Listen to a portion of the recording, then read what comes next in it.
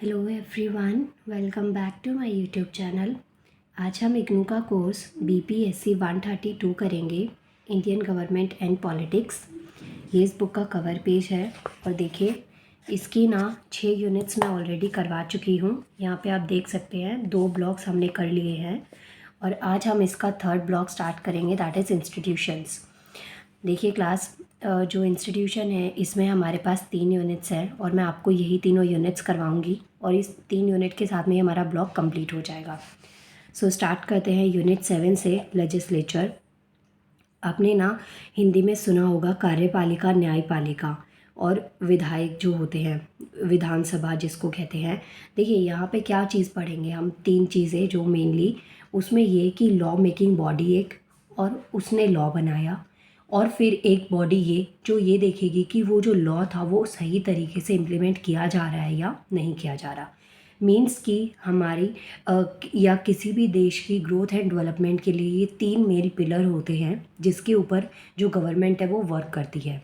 तो इसमें एक आते हैं लेजिस्लेचर, सेकंड आते हैं एग्जीक्यूटिव जो एग्जीक्यूट करते हैं, नेक्स्ट वन इज़ जुडिशरी जो कि जस्टिस से रिलेट करती हैं। तो स्टार्टिंग हम करेंगे लेजिस्लेचर से।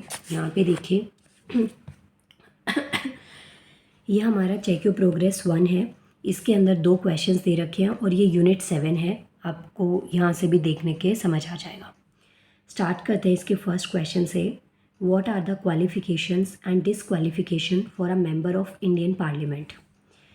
जो पार्लियामेंट है उसके संसद, आपने पढ़ा होगा, संसद की जो मेंबर बनने के लिए, पार्लियामेंट का मेंबर होने के लिए आपसे क्वेश्चन ये पूछा गया है इंडियन पार्लियामेंट में कि क्वालिफ़िकेशन और डिसक्वालिफ़िकेशंस क्या हैं किसी भी मेंबर के लिए। जैसे कि आप कहीं पे भी एडमिशन लेते हैं तो उसके लिए क्वालिफ़िकेशन प्री डिसाइडेड होते हैं कि आप में ये एलिजिबिलिटी होनी चाहिए और तभी आप उस पर्टिकुलर पोस्ट या उस इंस्टीट्यूशन के लिए एलिजिबल होते हैं। तो इसी तरीके से इंडियन पार्लियामेंट में मेंबर होने के लिए हमारे पास कुछ क्वालिफ़िकेशंस और कुछ डिसक्वालिफ़िकेशंस आपको दे रखे हैं जो कि आपको पता होनी चाहिए। यहाँ पे देखिए इसका आंसर आपको मिलेगा, वेट अ मिनट, ये देखिए यूनिट के लास्ट में जैसे यूनिट ख़त्म होती है उसमें हमारे पास कुछ हिंट सॉल्यूशंस दे रखे हैं हमारे क्वेश्चंस के लिए, जहाँ से आप अपने आंसर के लिए इसको यूज़ कर सकते हैं। और ये जो क्वालिफ़िकेशन और डिसक्वालिफ़िकेशन है ये पूरा कंप्लीट आंसर ही दे रखा है, तो आप यहाँ से इसको कंप्लीट आंसर को एज इट इज़ लर्न कर लीजिएगा। सबसे पहले तो हमारे पास आती हैं क्वालिफ़िकेशन की क्या क्वालिफ़िकेशंस होनी चाहिए। तो देखिए, to be a member of lower house of the parliament, Lok Sabha का मेंबर होने के लिए पर्सन की जो एज है वो 25 ईयर्स होनी चाहिए, कंप्लीट 25 ईयर्स एंड अबव, उससे ज़्यादा एज चाहिए होती है। इसके अलावा अपर हाउस का अगर मेंबर बनना है, देखिए पार्लियामेंट में हमारे पास 2 हाउस होते हैं, एक होता है अपर हाउस और एक होता है लोअर हाउस। तो जो लोअर हाउस है उसका मेंबर बनने के लिए 25 प्लस एंड जो अपर हाउस है उसके लिए 30 ईयर्स कंप्लीट होने चाहिए एज के। ये दोनों चीज़ें आपको समझ में आई। इसके अलावा जो पर्सन है वो इंडियन सिटीजन होना चाहिए इन चीज़ों के लिए। इसके अलावा जो पर्सन है वो डिसक्वालीफाई हो जाएगा अगर दोनों, जैसे 2 हाउसेस मैंने बताया कि ये तो मैंने क्वालिफ़िकेशन आपको बता दी कि एक मेंबर जो है वो सिटीजन ऑफ इंडिया होना चाहिए। इसके अलावा दोनों की सेपरेट एज मैंने आपको बता दी। लेकिन डिसक्वालिफ़िकेशन की भी कंडीशन होती है। मान लीजिए आप मेंबर तो बन गए लेकिन जो हाउस मीटिंग्स होती हैं वो उनमें आप एब्सेंट हैं, 1 या 2 दिन नहीं, अगर आप 60 डेज से ज़्यादा, मतलब 2 महीने से ज़्यादा अगर आप हाउस मीटिंग्स में एब्सेंट हैं तो उस टाइम पे आपको डिसक्वालीफाई कर दिया जाएगा। इट मीन्स उसके बाद में आप आगे मेंबर नहीं रह पाएंगे। without the permission of the Speaker of the Lok Sabha or Chairman of the Rajya Sabha holds an office of profit under the Government of India. It is found to be unsound mind. It is declared insolvent, acquires citizenship of another country or is under any acknowledgement of allegiance to a foreign state. देखिए यहाँ पे क्या है कि जो member होते हैं, चाहे वो अपर हाउस के मेंबर हो चाहे वो लोअर हाउस के मेंबर हों, उनमें कुछ डिसक्वालिफ़िकेशन का एक क्राइटेरिया होता है। अगर ऐसा नहीं होगा तो जो एमपीज़ होते हैं, जो मेंबर्स बन गए मेंबर ऑफ पार्लियामेंट होने के बाद में, वो अपनी मनमानी करेंगे और उसके बाद में वो वहाँ पे एप्लीकेबल नहीं होंगे। तो ऐसा होता है जैसे हमारा ना माइंड सेट होता है कि गवर्नमेंट जॉब है तो गवर्नमेंट में ना आपको सैलरी मिल रही है तो आप उसकी ना वैल्यू नहीं कर पाते हैं। तो यही चीज़ इस वजह से जो मेंबर्स हैं उनके लिए बनाई गई है कि क्वालिफ़िकेशन ये मैंडेटरी है, लेकिन मेंबर बनने के बाद भी डिसक्वालीफाई किया जा सकता है ऑन सर्टेन बेसिस। ये आपको ध्यान रखना है। इसके अलावा नेक्स्ट देखिए, नेक्स्ट क्वेश्चन क्या कहता है, what are the powers of the speaker of the Lok Sabha.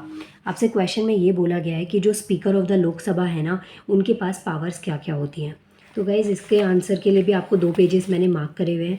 एक पेज 70 जो बुक में ही है, और जो 77 है ये आपका यूनिट के लास्ट में आता है, जहाँ पे आपको चेक योर प्रोग्रेस के लिए हिंट दे रखी होती है।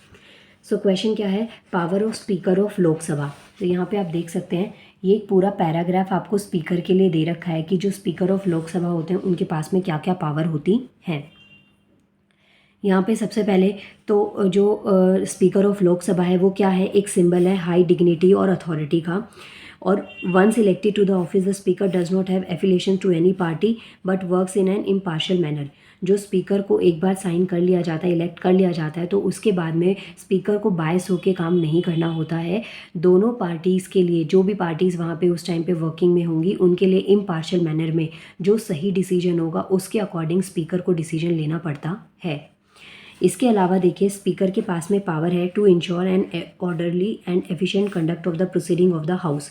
जो हाउस की प्रोसीडिंग्स होती हैं, जो अपर हाउस है, लोअर हाउस है, यहाँ पे जो प्रोसीडिंग्स होती हैं इसको इंश्योर करना ऑर्डर वे में, मीन्स कि प्रॉपर तरीके से जो मीटिंग्स है वो प्रॉपर तरीके से हो। जो हाउस में जो ऑर्डर है या जो डेकोरम है हाउस का, उसको प्रॉपर तरीके से मेंटेन करके चलना, ये स्पीकर की पावर होती हैं और ये स्पीकर की ड्यूटी भी होती है। यहाँ पे आप देख सकते हैं maintain order and decorum in the house. इसके अलावा स्पीकर का जो डिसीजन होता है वो फाइनल होता है इन सारे मैटर्स के अंदर। Speaker certifies weather a bill is money bill और नॉट। स्पीकर के पास में ही ये अथॉरिटी होती है कि वो किसी भी बिल को मनी बिल माने या फिर नहीं माने, मतलब वो सर्टिफाई कर सकते हैं। ऐसा नहीं उनकी मनमानी चलती है। अगर जेन्युइन बेसिस पे कुछ भी बात बोली जाएगी तो वो स्पीकर की ड्यूटी होती है कि उस चीज़ को बहुत ध्यान से समझा जाए। तो ये पॉइंट्स आपको ध्यान में रखने हैं, यहाँ से आप एक बार इसको पढ़ लीजिएगा। और इसके अलावा जो स्पेशल फीचर होता है स्पीकर के ऑफिस का वो तब भी रहता है जब हाउस जो है उनको डिसॉल्व कर दिया जाता है, या जो स्पीकर है ना उसकी जो सीट होती है, उनकी जो सीट होती है वो वैकेट नहीं होती है ऑफिस में। ये आपको ध्यान रखना है। जब तक न्यू स्पीकर इलेक्ट ना हो जाए तब तक ही और शी जो भी होंगे वो कंटिन्यू करते हैं। अगर जो स्पीकर हैं वो एब्सेंट हैं, उनकी एब्सेंस में जो डेप्यूटी स्पीकर होते हैं वो हाउस को प्रिसाइड करते हैं। ये पॉइंट्स आपको पता होने चाहिए। ये इग्नू में ही नहीं, कई बार कॉम्पिटिटिव एग्ज़ाम में ना ये क्वेश्चन भी पूछा जाता है कि जो स्पीकर की एब्सेंस में कौन प्रिसाइड करता है हाउस को, तो आपको पता होना चाहिए कि वो डेप्यूटी स्पीकर उसको प्रिसाइड करेंगे। नेक्स्ट आता है, देखिए यहाँ पे मैंने ये पेज नंबर 70 पे आपको दिखाया जो कि थोड़ा लॉन्ग में था। इसके अलावा पेज नंबर 77 पे यहाँ पे आप देख सकते हैं, ये रहा आपके क्वेश्चन का आंसर। यही चीज़ें यहाँ पे हैं, ऑर्डर और डेकोरम को मेंटेन करना। इसके अलावा ये जो है ये स्पोक पर्सन होते हैं हाउस के, जो कि इंटरप्रेट कर सकते हैं, रूल्स को अप्लाई कर सकते हैं हाउस के। ऑथेंटिकेट्स बिल को ऑथेंटिकेट किया जा सकता है, सर्टिफाइज कर सकते हैं कि मनी बिल है या नहीं है। तो ये स्पीकर जो लोकसभा के स्पीकर हैं उनकी कुछ एक्सटेंसिव पावर्स आपको यहाँ पे दे रखी हैं। इसके बाद में नेक्स्ट हम करेंगे चेक योर प्रोग्रेस 2। ये हो गया आपका check your progress 1 complete. Start करते हैं check your progress 2। Wait a minute, यहाँ पे आप देख सकते हैं ये गाइस हमारा चेक योर प्रोग्रेस 2 का क्वेश्चन है। क्वेश्चन है व्हाट इज़ क्वेश्चन आर। वैसे तो इसमें हिंट सोल्यूशन में भी दे रखा है, लेकिन मैंने फिर भी आपके लिए ये क्वेश्चन का आंसर लिख दिया है। क्वेश्चन आर क्या होता है, ये फर्स्ट आर होता है सिटिंग सेशन का लोकसभा में, और इसमें जो क्वेश्चंस होते हैं वो पूछे जाते हैं मेंबर ऑफ पार्लियामेंट के थ्रू। और उसके अलावा जो एडमिनिस्ट्रेटिव एक्टिविटीज़ होती हैं उनके एस्पेक्ट में, या जो पार्लियामेंट है उनसे रिलेटेड, मेंबर ऑफ पार्लियामेंट से रिलेटेड ऐसे क्वेश्चंस वहाँ पे पुट किए जाते हैं। और जो कंसर्न मिनिस्टर्स होते हैं वो इसके लिए आंसर, ये जो क्वेश्चंस ये लोग पुट करते हैं उनके आंसर्स वो लोग प्रोवाइड करते हैं। अब आंसर्स प्रोवाइड करने के लिए ज़रूरी नहीं है कि वो ऑरली बोलकर ही आंसर को प्रोवाइड करें, राइटिंग सेशन में भी दिया जा सकता है, या जिस भी तरीके से क्वेश्चन पूछा गया है जो भी पॉसिबल मैनर होगा उस क्वेश्चन का आंसर देने का, उस तरीके से जो कंसर्न मिनिस्टर्स हैं वो आंसर को प्रोवाइड कर सकते हैं। सो बेसिकली क्वेश्चन आर अगर पूछ लिया जाए स्टेटमेंट वाइज भी आपको नॉलेज में भी होना चाहिए कि क्वेश्चन आर क्या होता है, जहाँ पे क्वेश्चन आंसर्स राउंड होता है, क्वेश्चन पूछे गए और वहाँ पे बाकी के जो कैंडिडेट्स हैं या जो मिनिस्टर्स हैं उनके थ्रू आंसर्स प्रोवाइड करे गए। यहाँ पे आपको मैं एक बार आंसर इसमें हिंट सोल्यूशन में भी दिखा देती हूँ। वेट अ मिनट, यहाँ पे देखिए ये रहा क्वेश्चन आर। ये क्या है, first hour of the sitting of the house होता है, जो फर्स्ट आर होता है हाउस की सिटिंग का वो क्वेश्चन आर होता है। Is available for asking and answering questions. ये हो गया क्वेश्चन। नेक्स्ट गाइस हम लोग करेंगे इसकी यूनिट 8। यूनिट 8 आती है एग्जीक्यूटिव। मैंने आपको 3 यूनिट्स बताई। फर्स्ट है लेजिस्लेचर, सेकेंड वन हमारी executive and third one is judiciary. तो अभी हम इसकी नेक्स्ट यूनिट 8 करेंगे, that is executive. So start करते हैं एग्जीक्यूटिव। यहाँ पे देखिए ये 2 क्वेश्चंस है चेक योर प्रोग्रेस 1 में, और दोनों ही क्वेश्चन बहुत ज़्यादा इंपॉर्टेंट हैं, बहुत ही बेसिक से क्वेश्चंस हैं। फर्स्ट क्वेश्चन क्या कहता है, how is the president of Indian Republic elected. जो हमारे भारत देश में प्रेसिडेंट को इलेक्ट किया जाता है उसका क्या प्रोसीजर होता है, मीन्स कि प्रेसिडेंट को इलेक्ट करने का प्रोसीजर आपको यहाँ पे लिखना है। तो इसका आंसर एक तो आपको मिलेगा पेज नंबर 79 पे और 80 पे। इसके अलावा हिंट सॉल्यूशंस में भी आपको दे रखा है। तो स्टार्ट करते हैं, पेज नंबर 79 दिखा देती हूँ मैं आपको एक बार। ये देखिए यहाँ पे मेन हेडिंग है, मैंने क्वेश्चन नंबर 1 भी पुट कर दिया है यहाँ पे आपके लिए। सो ये हमारे प्रेसिडेंट ऑफ इंडिया का पूरा प्रोसीजर आपको दे रखा है। यहाँ पे आप देख सकते हैं जो प्रेसिडेंट ऑफ इंडिया है वो इनडायरेक्टली इलेक्ट होते हैं for the term of 5 years and can be removed on the basis of impeachment. Means कि जो प्रेसिडेंट है उनका जो टेन्योर होता है वो 5 years का होता है, लेकिन उनको बीच में भी रिमूव किया जा सकता है बाय द पार्लियामेंट। और यहाँ पे कुछ मेजॉरिटी ऑफ वोट्स होते हैं जो भी अभी आगे मैं आपको बताऊँगी, लेकिन हाँ यहाँ पे इनको बीच में टेन्योर से पहले भी इनको रिमूव किया जा सकता है। इसके अलावा जो कॉन्स्टिट्यूशन है उसमें प्रोवाइड करी जाती है पोस्ट ऑफ वाइस प्रेसिडेंट, और वो भी इनडायरेक्टली इलेक्ट होते हैं। आगे देखिए नेक्स्ट आता है जैसे प्रेसिडेंट की एब्सेंस में अगर उनके ऑफिस को कोई संभालता है तो वो वाइस प्रेसिडेंट होते हैं। चाहे तो कुछ प्रॉब्लम्स जैसे कि प्रेसिडेंट ने रिज़ाइन कर दिया हो, या फिर डेथ की सिचुएशन हो, या फिर इम्पीचमेंट के थ्रू रिमूव कर दिया गया हो प्रेसिडेंट को, तो इन तीनों ही सिचुएशंस में जो हेड ऑफ स्टेट जो सर्व करते हैं वो हमारे वाइस प्रेसिडेंट होते हैं। नेक्स्ट देखिए यहाँ पे क्वालिफ़िकेशन पूछी गई है। क्वालिफ़िकेशन जो है वो आर्टिकल 58 और 59 में डिफ़ाइन करी गई है प्रेसिडेंट ऑफ इंडिया के लिए। सो फर्स्ट क्वालिफ़िकेशन तो ये है कि जो प्रेसिडेंट है या जो कैंडिडेट है जो कि प्रेसिडेंट के लिए इलेक्ट होना चाहते हैं वो should be citizen of India, means कि भारत के नागरिक होने चाहिए। 35 एज उन्होंने कंप्लीट कर ली हो ये, और इसके अलावा मेंबर ऑफ लोकसभा भी ये 35 ईयर्स ऑफ एज है ना, यही जो मैंने आपको पीछे भी बताया था कि ये ही एक नेसेसरी क्वालिफ़िकेशन होता है जो मेंबर ऑफ लोकसभा होते हैं उनके लिए भी। इसके अलावा उन्होंने कोई भी ऑफिस ऑफ प्रॉफिट होल्ड ना किया हो, जैसे कहीं और किसी गवर्नमेंट जॉब में या किसी सेक्टर में वो ना हो, तो ही वो प्रेसिडेंट ऑफ इंडिया बन सकते हैं। इसके अलावा उनका वो जो है मेंबर होने भी चाहिए, लेकिन प्रेसिडेंट इलेक्ट होने के बाद में वो दोनों में से किसी भी हाउस में, चाहे वो अपर हाउस है चाहे वो लोअर हाउस है, इसके मेंबर वो नहीं हो सकते हैं। अगर बात करें पार्लियामेंट की तो यहाँ पे 3 बॉडीज़ होती हैं, एक हो गया अपर हाउस और एक लोअर हाउस और इसके अलावा प्रेसिडेंट। इन तीनों से मिलके ही हमारा पार्लियामेंट स्टैब्लिश होता है।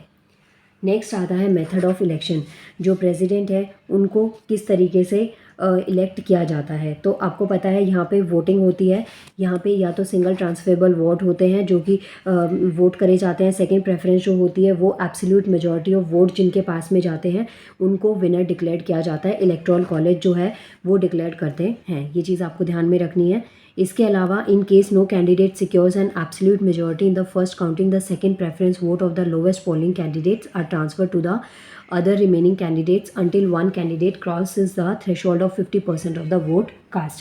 यहाँ पे देखिए जो प्रेसिडेंट के इलेक्शंस होते हैं, जो प्रेसिडेंट इनको इलेक्ट किया जाता है वो इनडायरेक्टली वे में किया जाता है। फॉर एग्जांपल अभी आपको पता है नेक्स्ट ईयर में पीएम के इलेक्शंस होने वाले हैं, उसके लिए ना आप वोट देंगे और जो भी कैंडिडेट आप चूज़ करते हैं वो कैंडिडेट हमें एज अ पीएम हमें मिलते हैं। लेकिन प्रेसिडेंट के इलेक्शंस में हमारा कोई रोल नहीं होता, जो इलेक्टेड मेंबर्स होते हैं, जो मिनिस्टर्स होते हैं, उनसे ही जो हमारे प्रेसिडेंट है वो आते हैं। ये पॉइंट आपको ध्यान रखना है। अब एक बार इसको मैं दिखा दूँ, देखिए यहाँ पे ना आपको नेक्स्ट पॉइंट में टर्म ऑफ ऑफिस और जो रिमूवल है प्रेसिडेंट का वो भी यहाँ पे आपको बता रखा है, जो कि आपका आर्टिकल 56 और 61 जो डील करता है वो इम्पीच जो प्रेसिडेंट ऑफ इंडिया उनके इम्पीचिंग का जो प्रोसीजर होता है उससे रिलेट करता है। वैसे ये चीज़ मैं आपको बता चुकी हूँ, उनका टेन्योर 5 ईयर्स का होता है, लेकिन बीच में भी प्रेसिडेंट को रिमूव किया जा सकता है। इसके बाद में देखिए गाइस, ये तो यहाँ पे आपका लॉन्ग आंसर में था, लेकिन यूनिट ख़त्म जहाँ पे हो रही है वहाँ पे भी आपको ये क्वेश्चन का आंसर दे रखा है। यहाँ पे आप देख सकते हैं, ये हमारा फर्स्ट क्वेश्चन है, प्रेसिडेंट को इलेक्ट कैसे किया जाता है of the electoral college in accordance with the system of proportional representation and by the means of single transferable vote. आपको ये पॉइंट्स याद रखने हैं। नेक्स्ट हमारा क्वेश्चन क्या आता है, ये देखिए क्वेश्चन नंबर 2 है, what are the legislative powers of the president of India. जो हमारे प्रेसिडेंट हैं, भारत के जो राष्ट्रपति होते हैं, उनके आपको पावर्स बतानी है। तो ये आपको मिलेंगी पेज नंबर 80, 81 और 82 पर। यहाँ पे आप देख सकते हैं पावर्स यहाँ पे दे रखी है, पावर्स ऑफ प्रेसिडेंट। ये आपका क्वेश्चन नंबर 2 है। आर्टिकल कौन सा रिलेट करता है प्रेसिडेंट की पावर से, तो वो आर्टिकल 53 है। आपको ना प्रेसिडेंट से रिलेटेड जितने भी आर्टिकल्स हैं वो आपको पता होने चाहिए, डायरेक्टली इनडायरेक्टली आपके एग्जाम में पूछे जाते हैं। और जो पावर्स है प्रेसिडेंट की, उनको 2 टाइप्स में डिवाइड किया गया है। फर्स्ट आता है ordinary and second one is emergency power. अब ये जो पावर्स हैं, इमरजेंसी पावर्स में भी हमारे पास में डिफरेंट टाइप्स में आते हैं, जो मैं आपको पढ़ाऊंगी। 3 टाइप्स ऑफ इमरजेंसी हम लोग पढ़ेंगे, लेकिन पहले यहाँ पे आप इसको देखिए कि जो पावर्स है 53 आर्टिकल में डील करी जाती हैं। इसके अलावा 2 टाइप्स होते हैं, एक होता है ऑर्डिनरी पावर और एक होता है इमरजेंसी पावर। अब यहाँ पे देखिए, जो प्रेसिडेंट होते हैं उनके पास में एडमिनिस्ट्रेटिव और मिलिट्री पावर दोनों होती हैं। ये सुप्रीम कमांड होते हैं जो भी आर्म्ड फोर्सेस होती हैं उनके, और जो भी अपॉइंटमेंट्स होती हैं आर्म्ड फोर्सेस में वो इनकी अथॉरिटी के अंडर आती हैं। सो यू कैन से कि जो प्रेसिडेंट है वो सुप्रीम कमांडर होते हैं आर्म फोर्स के, ये आपको ध्यान रखना है।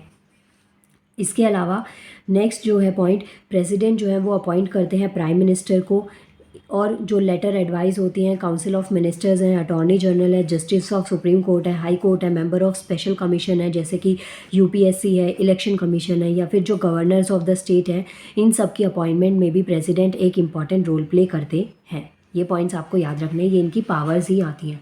इसके अलावा जो प्रेसिडेंट है, ये आपको मैंने बता दिया कि जो डिफेंस फोर्सेस होते हैं इनके कमांडर एंड चीफ होते हैं, ये अपॉइंट करते हैं, जो चीफ ऑफ आर्मी, नेवी और जो एयरफोर्स के जो चीफ होते हैं उनमें। इसके अलावा इनके पास पावर है वॉर को डिक्लेयर करने की। अब ये जो चीज़ें हैं ना, वॉर डिक्लेयर करने का प्रोसीजर, ये हमारी इमरजेंसीज़ में भी आता है, ये आपको मैं अभी दिखा देती हूँ। इसके अलावा देखिए यहाँ पे ये सब जो है ना, ये प्रेसिडेंट की पावर्स आपको दे रखी है। इस बार वीडियो को पॉज करके इसको पढ़ लीजिएगा। इसके बाद में इमरजेंसी पावर्स में हमारे पास में 3 टाइप्स ऑफ इमरजेंसीज आती हैं। फर्स्ट आती है नेशनल इमरजेंसी, जो कि वॉर की टाइम पे या एक्सटर्नल एग्रेशन, आर्म्ड रेबेलियन के टाइम पे नेशनल इमरजेंसी देखने को मिल सकती है। इसके अलावा जो इमरजेंसी राइज हो due to the breakdown of constitutional machineries in the state, या फिर फाइनेंशियल इमरजेंसी। 3 टाइप की इमरजेंसी है जो प्रेसिडेंट अप्लाई कर सकते हैं। ये इनकी अथॉरिटी प्रेसिडेंट के पास में होती है।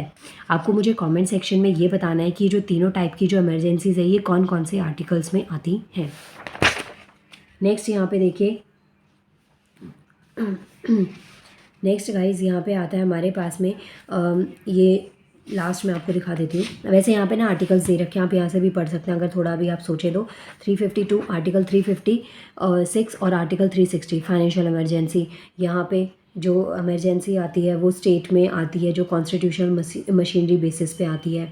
नेक्स्ट वॉर के टाइम पे जो इमरजेंसी है 352, तो ये नेशनल इमरजेंसी को डिक्लेयर कौन से आर्टिकल के अंडर किया जाता है, ये आपसे कई बार कॉम्पिटिटिव एग्जाम में पूछ लिया जाता है। इसके अलावा पेज नंबर 88 पे मैं आपको दिखा देती हूँ। यहाँ पे ये रहे क्वेश्चन, देखिए यहाँ पे ये पावर्स, यहाँ पे प्रेसिडेंट की पावर्स आपको दे रखी हैं। नेक्स्ट क्वेश्चन आता है हमारे पास में चेक योर प्रोग्रेस 2। यहाँ पे देखिए ये रहा चेक योर प्रोग्रेस। यहाँ पे क्वेश्चन क्या है, what are the 3 most important functions of cabinet. आपको यहाँ पे कैबिनेट के 3 इम्पॉर्टेंट फंक्शंस बताने हैं। सो देखिए स्टार्टिंग में कैबिनेट जो है वो टॉप गाइडिंग अथॉरिटी होते हैं, ये आंसर भी मैंने लिख दिया है। इसके अलावा पॉलिसी मेकर होते हैं ये, और that coordinates and supervises the whole executive administration. जो एग्जीक्यूटिव एडमिनिस्ट्रेशन होता है, जो कार्यपालिका होती हैं, जो कार्य करने वाले लोग होते हैं, जो रूल्स, एक होती है law making body. Law making body ने लॉ बना दिया, उसके बाद में रूल जो है उसको इम्प्लीमेंट कैसे करवाया जाएगा, ये चीज़ जो हमारे एग्जीक्यूटिव एडमिनिस्ट्रेशन होते हैं उनको कोऑर्डिनेट करने का काम जो होता है वो कैबिनेट का होता है। इसके अलावा union as well as the integrates and leads the activities of the parliament. ये कुछ मेजर जो फंक्शंस है कैबिनेट के दे रखे हैं। सुप्रीम कंट्रोल होता है एग्जीक्यूटिव पे। नेक्स्ट फॉर्मुलेशन, पॉलिसी फॉर्मुलेशन में हेल्प करते हैं। इसके अलावा लेजिस्लेटिव जो फंक्शंस होते हैं उनमें इनका रोल प्ले होता है। फाइनेंशियल पावर्स इनको प्रोवाइड होती हैं। कैबिनेट जो है वो एज अ कोऑर्डिनेटर वर्क कर सकते हैं, कंट्रोल कर सकते हैं फॉरेन पॉलिसीज़ को, और जो भी अपॉइंटमेंट्स हो रही हैं, जो भी स्पेशल अपॉइंटमेंट्स हो रही हैं उनके ऊपर भी इनका कंट्रोल होता है। तो यहाँ पे आपसे 3 मोस्ट इंपॉर्टेंट फंक्शंस पूछे गए थे। मैंने फिर भी थोड़ा ज़्यादा आंसर लिख दिया है। मान लीजिए अगर आपके क्वेश्चन को ये लॉन्ग आंसर में इंक्लूड करना आपको पड़ जाए तो आपको पता होना चाहिए। इसके साथ में गाइस आपकी ये यूनिट कंप्लीट हो गई है। नेक्स्ट यूनिट करते हैं हमारी जुडिशरी, जो कि है यूनिट 9। जुडिशरी मीन्स की जो जस्टिस से रिलेट करेंगी। अब जैसे लॉज बन गए, उनको इम्प्लीमेंट कर लिया गया, लेकिन अब एक बॉडी तो ऐसी भी चाहिए ना जो देखे कि जो लॉज बने हैं, जो रूल्स बने हैं, उनको सही तरीके से इम्प्लीमेंट किया जा रहा है या नहीं किया जा रहा है, और जो लोग नहीं कर रहे हैं उनको पनिश भी किया जाना चाहिए। तो इसके लिए हमारे पास में एक बॉडी होती है जिसे कि हम जुडिशरी के नाम से जानते हैं। सो यहाँ पे देखिए फर्स्ट क्वेश्चन क्या है, what are the qualification required for the appointment as a जज of supreme court. Supreme court के जज के अपॉइंट करने के लिए, जब सुप्रीम कोर्ट के जज को अपॉइंट किया जाएगा तो उनके लिए क्या क्वालिफिकेशंस की रिक्वायरमेंट है। यहाँ से स्टार्ट है, ये सुप्रीम कोर्ट मेन हेडिंग है। यहाँ पे जो जुडिशरी है, एंटायर जुडिशरी को 3 टीयर्स में डिवाइड किया गया है। टॉप पे जो है वो सुप्रीम कोर्ट है, उनसे नीचे हाई कोर्ट, और फिर लोएस्ट रैंक पे जो है वो सेशन कोर्ट होते हैं।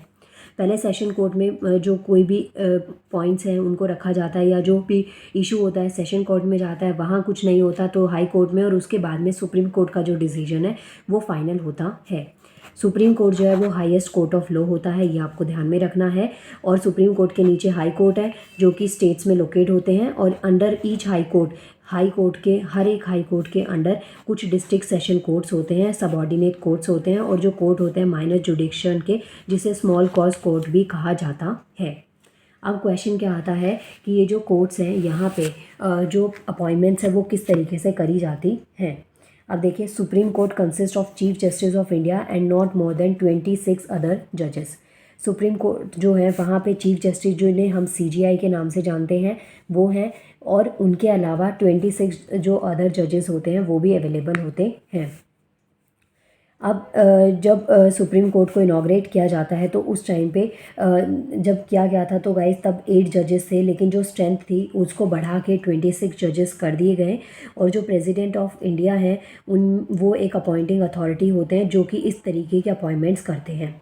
इससे पहले वाली जो वीडियोस थी उसमें मैंने आपको बताया था कि जो प्रेसिडेंट है उनकी क्या क्या पावर्स होती हैं। तो इसमें एक पावर उनकी ये भी है कि ये जो जजेस हैं इनकी अपॉइंटमेंट में प्रेसिडेंट का एक रोल प्ले होता है on the advices of prime minister और काउंसिल ऑफ मिनिस्टर्स के साथ में मिलके।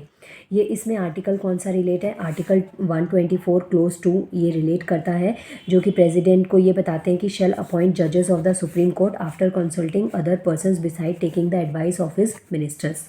ये पॉइंट्स आपको याद रखने हैं।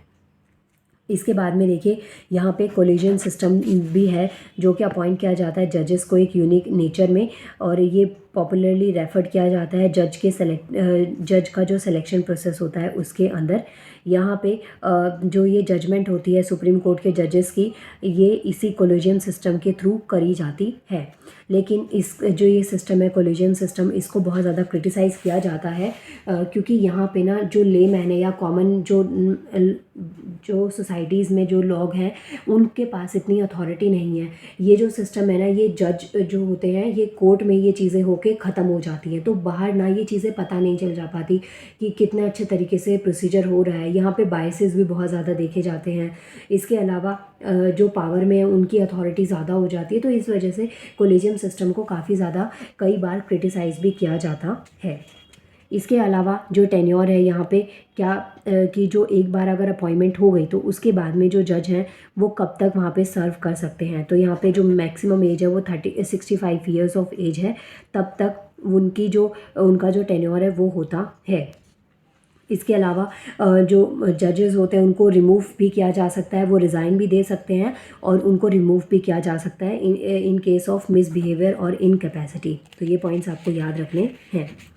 नेक्स्ट हमारे पास में पॉइंट आता है, मिनट, यहाँ पे देखिए, ये तो आपके यहाँ से क्वेश्चन हो गए। इसके अलावा चेक योर प्रोग्रेस के लास्ट में भी आपको हिंट सॉल्यूशंस दे रखे होते हैं, यहाँ से आप देख सकते हैं। वेट अ मिनट, यहाँ पे ये देखिए, जो person to be appoint as a जज of supreme court should be citizen of India.